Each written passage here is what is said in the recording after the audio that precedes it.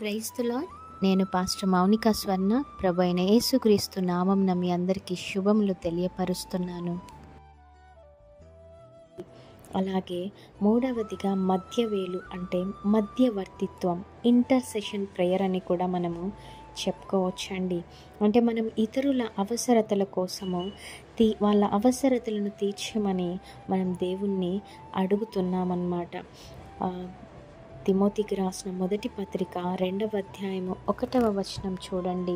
అలాగే రోమీలకు రాసిన పత్రిక 8వ అధ్యాయం 34 కూడా చూసుకోవచ్చు. అలాగే యాకోబు పత్రిక 5వ అధ్యాయము 16వ వచనం కూడా మనం చూసుకోవచ్చు. ఎఫెసీ 6:18 నుండి 19 కూడా మనము చూసుకోవచ్చు. అలాగే ఇంకా చూసుకున్నట్లయితే 4వదిగా చూసుకున్నట్లయితే చూపుడు వేలండి. ఇది చూపుడు వేలు కృతజ్ఞతను సూచిస్తుంది అండి.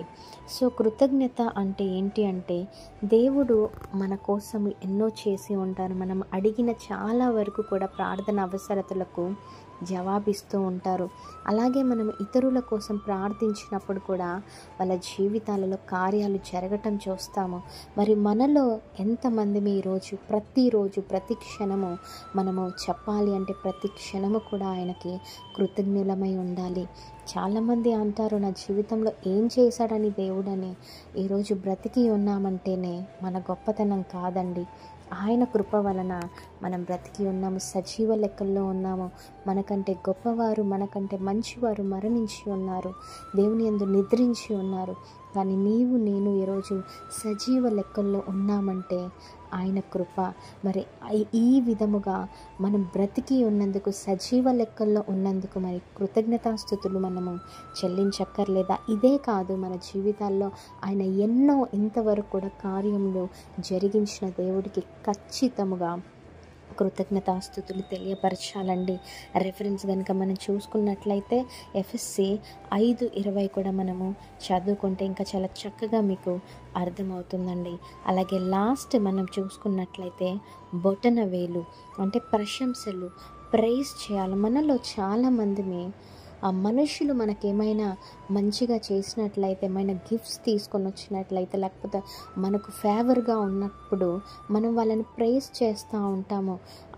ఆ ప్రైజ్ పక్కన పెడితే మనుషులను సంతోషపెట్టడం లేదా మనుషులను ప్రైజ్ చేయటం కంటే, మనుషులను ప్రశంసించడం కంటే దేవునికి మనము ప్రైజ్ చేసేవారముగా ఉండాలండి.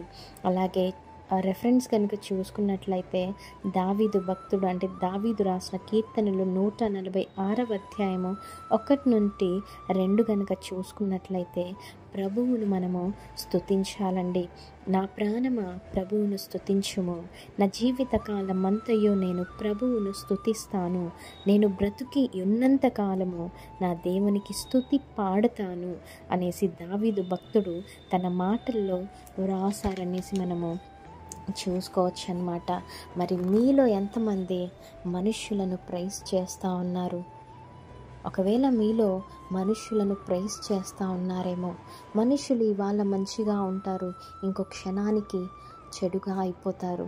చెడ్డగా ఉన్నవాళ్ళు మంచిగా అవుతారు, మంచిగా ఉన్నవారు చెడుగా అవుతారు. ఏ క్షణానికి మనిషి స్వభావము ఏ విధంగా మారుతుందో మనం చెప్పలేము. కానీ దేవాది దేవుడు ప్రభు అయిన యేసుక్రీస్తు ప్రభువు ఎప్పుడు కూడా మారని దేవుడు, మార్పు లేని దేవుడండి.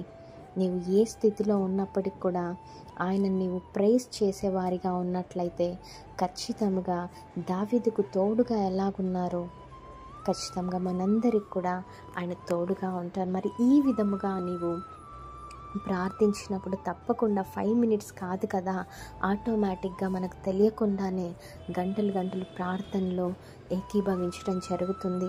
ఆయనతో నీవు ఎప్పుడైతే సన్నిహితము అంటే ఆయనకు నీకు మధ్య ఒక సన్నిహిత సంబంధం కలిగి ఉన్నప్పుడు టైం అనేది మనకు అడ్డు రాదండి.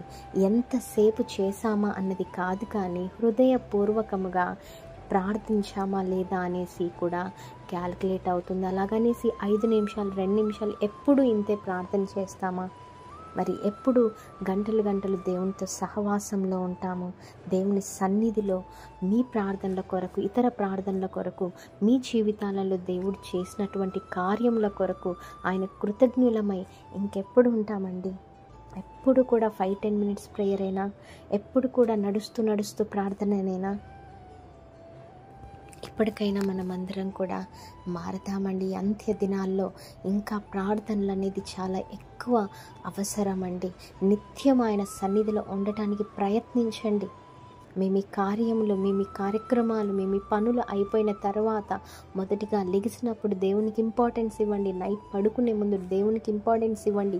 ఎక్కడ వీలు కుదిరితే అక్కడ దేవునికి సమయాన్ని దయచేయటానికి, దేవునితో మాట్లాడటానికి మీరు సమయాన్ని ఇచ్చినప్పుడు దేవుడు ఖచ్చితంగా మీ ప్రతి అవసరతలను తీరుస్తాడు, మీతో మాట్లాడతారు.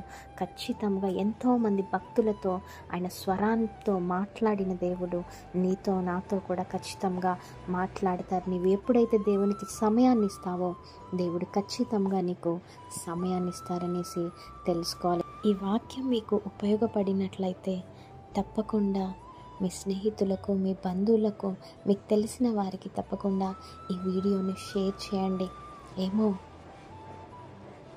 ఏ మాటల వలన వారు నెమ్మది కలుగుతారేమో, ఆదరణ పొందుతారేమో, బలము కలుగుతుందేమో, వాళ్ళ జీవితంలో ఈ మాటలు అవసరమేమో ఒక్కసారి ఆలోచించండి. తప్పకుండా షేర్ చేయండి. మీకు ఇష్టం ఉంటే ఛానల్ని సబ్స్క్రైబ్ చేసి సపోర్ట్ చేయండి. Thank you.